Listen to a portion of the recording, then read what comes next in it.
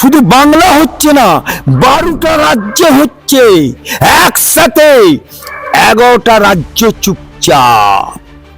যত গন্ডগোল এই বাংলায়। আজকে এসআর যখন চালু হলো করে পেলেছে রে পেলেছে, বাইলেছে রে পেলেছে, মমতা বাবুর ভোট পেলেছে, মুসলমান ভোট পেলেছে, বাংলাদেশি পেলেছে। যেটুকু রয়ে গেছে শুনানিতে কেল্লা ফতে হয়ে যাবে। অভিষেক ব্যানার্জি তোর বয়স কত রে? তোর রাজনীতির বয়স কত?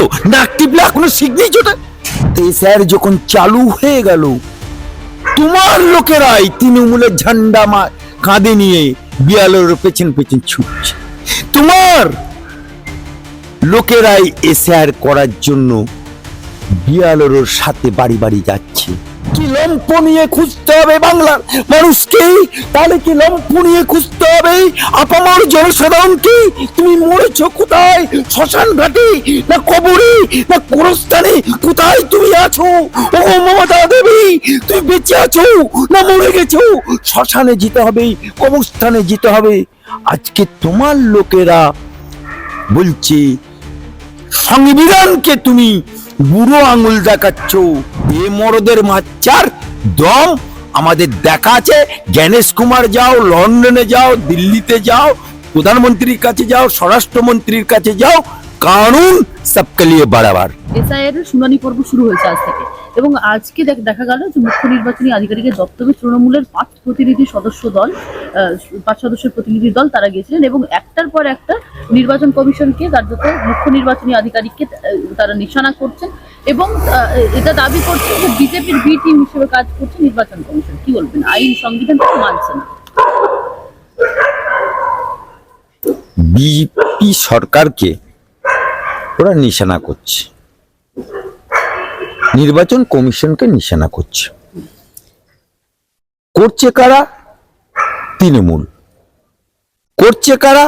মমতা বাবুর, মমতা খালার, মমতা আপার দলের লোকেরা। আমি মমতা ব্যানার্জিকে জিজ্ঞেস করতে চাই, মমতা ব্যানার্জি, আমি অ্যাডভোকেট আলী আফজল চাঁদ বলছি, যদি তুমি বাপের বিটি হবে তাহলে তুমি ইয়াদ করো, স্মরণ করো, এখানে বামফ্রন্ট সরকার, তুমি কংগ্রেসের সাংসদ, তুমি সংসদে দাঁড়িয়ে কি বলেছিলে? যে বাংলায় ওপার বাংলা থেকে লোক ঢুকে যাচ্ছে এবং তারা এখানে ভোটার কার্ড তৈরি করে নিচ্ছে, তারা এখানে ভোটার লিস্ট তুলেছে, নাম তুলছে, তারাই বামপন্থ সরকারকে জিতাতে হবে। তাই ইমিডিয়েট এসআর করতে হবে, এনআরসি করতে হবে, সিএ করতে হবে। শুধু তুমি বলেই ক্ষান্ত হওনি, কাগজে ডেলা করে তুমি স্পিকারকে ছুড়ে মেরেছিলে, যারা অল ডকুমেন্ট সারা ভারতবর্ষের মিডিয়ার কাছে লিপিবদ্ধ আছে, সংসদে লিপিবদ্ধ আছে। আজ বামফ্রন্ট চলে গেছে, তুমি ক্ষমতায় চলে এসছো, ভোল তোমার পাল্টে গেছে। তখন ছিলে তুমি অগ্নিকন্যা, তখন তুমি ছিলে সততার প্রতীক, তখন ছিলে তুমি বাংলার অগ্নিকন্যা, বাংলার বাঘিনী। আর আজ তুমি বাংলার মুখ্যমন্ত্রী, তুমি বাংলার অভিভাবক। আজকে তুমি সেই ভারতের সংবিধান, সেই ভারতের নির্বাচন কমিশন, যাকে উদ্দেশ্য করে তুমি এসআর করার জন্য, এনআরসি করার জন্য, সিএ করার জন্য দাবি তুলেছিলে, আজকে সেটাই বাংলার বুকে শুধু বাংলা হচ্ছে না, 12টা রাজ্য হচ্ছে একসাথে, 11টা রাজ্য চুপচাপ। যত গন্ডগোল এই বাংলায়। এসআর করার সময় তুমি বললে আমি বেঁচে থাকতে স্যার হতে দেবো না। এই স্যার যখন চালু হয়ে গেল, তোমার লোকেরাই তৃণমূলের ঝান্ডা কাঁধে নিয়ে বিয়ালের পেছন পেছন ছুটছে। তোমার লোকেরাই এসআর করার জন্য বিয়ালের সাথে বাড়ি বাড়ি যাচ্ছে। আর আজ এসআর তো চালু হয়ে গেছে, আজকে শুনানি পর্ব চলছে। তুমি বলেছিলে বেঁচে থাকতে হতে দেবো না, তাহলে কি লম্প নিয়ে খুঁজতে হবে বাংলার মানুষকে? তাহলে কি লম্প নিয়ে খুঁজতে হবে আপামর জনসাধারণকে? তুমি মরেছ কোথায়? শ্মশান ঘাটে না কবরে না গোরস্থানে? কোথায় তুমি আছো ও মমতা দেবী? তুমি বেঁচে আছো না মরে গেছো? শ্মশানে যেতে হবে, কবরস্থানে যেতে হবে। আজকে তোমার লোকেরা বলছে সংবিধানকে তুমি বুড়ো আঙুল দেখাচ্ছ। মুখ্যমন্ত্রী হয়েছ, সংবিধান মেনে ওত নিয়েছ রাজ্যপালের কাছে, আর সেই সংবিধানকে তোমার লোকেরা গালি দিচ্ছে। মমতা বাবু, মমতা খালা, 21 সালের আঁকড়া দেখো, 5 to 7% হিন্দু ভোট পেয়েছো, বাকি সব মুসলমান ভোটে জিতেছো। আজকে মুসলমানরা খেপেছে, কারণ তুমি ওয়াকাফ আন্দোলন বলেছিলে। মুর্শিদাবাদে গদগদ মুসলমান এলাকায় দাঁড়িয়ে তুমি চিৎকার করে বলেছিলে ওয়াকাফ আন্দোলন করতে হবে না, मैं हूं ना, ममता खाला है ना, ममता बाबू है ना, मसीहा है ना मुसलमान का।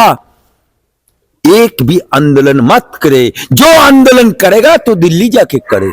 5 मास পরে তুমি মুসলমানদেরকে বললে दिल्ली सरकार, केंद्र सरकार, बीजेपी सरकार जो कानून पास किया वो मैं मान लेता हूं। মুসলমানদেরকে ধাকালকে তুমি নদীর কিনারায় ফেলে দিলে। আজকে এসআর যখন চালু হলো, করে পেলেছে রে পেলেছে, বাইলেছে রে পেলেছে, মমতা বাবুর ভোট পেলেছে, মুসলমান ভোট পেলেছে, বাংলাদেশি পেলেছে। যেটুকু রয়ে গেছে শুনানিতে কেল্লা ফতে হয়ে যাবে, তাই আতারাম খেচারাম হয়ে যাবে। তো সেখান থেকে সরাসরি বলছেন 31 তারিখে তিনি জ্ঞানেশ কুমারের সঙ্গে দেখা করবেন। পশ্চিমবঙ্গে এসআইআর অপরিকল্পিত এবং জোর করে করানো হচ্ছে। এসআইআর সময়সীমা বাড়ানো হলো না কেন, প্রশ্ন তুলছেন অভিষেক ব্যানার্জি। তোর বয়স কত রে? তোর রাজনীতির বয়স কত? নাক টিপলে এখনো শিখনেই জোটে, এখনো তোর নাক দিয়ে শিখনেই জোটে। তোর চোখের চিকিৎসা করতে গেলে দুবাই যেতে হয়। হ্যাঁ, আমি অভিষেক ব্যানার্জিকে জিজ্ঞেস করছি, নাক কর অভিষেক ব্যানার্জি, তোর মা না পিসি ভগবান জানে। সিঙ্গুর আন্দোলনে তুমি ছিলে? নো। নন্দীগ্রাম আন্দোলনে তুমি ছিলে? নো। লালবাজারে যখন মমতা ব্যানার্জির চুলের মুঠি ধরে বামপন্থী পুলিশ লকআপ করেছিল তুমি ছিলে? নো। মমতা ব্যানার্জি যখন আন্দোলনের পর আন্দোলন করছে তুমি ছিলে? নো।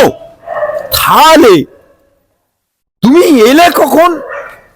পিসিমণি ক্ষমতায় আসার পরে প্যারাশুটে করে দিল্লি থেকে নেমে ডায়মন্ড হারবারের সোমেন মিত্রের জায়গায় সাজানো বাগানে ফুল তুলছ। হ্যাঁ, পোল্ট্রি মুরগি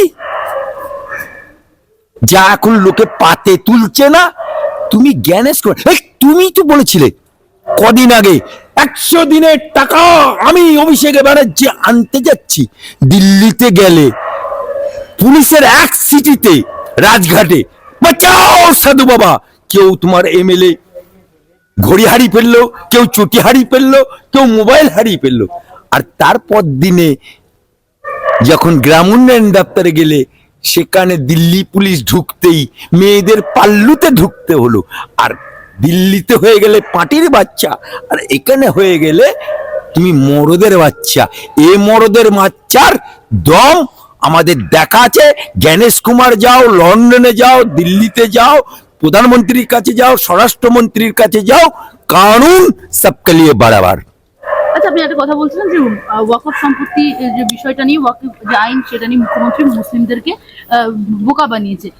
এখানে শুভেন্দু অধিকারী একটা ভোটের আগে দাবি করছেন যে হিন্দুদের ভোট যাবে বিজেপিতে এবং মুসলিমদের ভোট যাবে হুমায়ুন কবির এবং আইএসএফ এর দিকে, আপনি এটা নিয়ে কি মন্তব্য করবেন? দেখুন, শুভেন্দু অধিকারী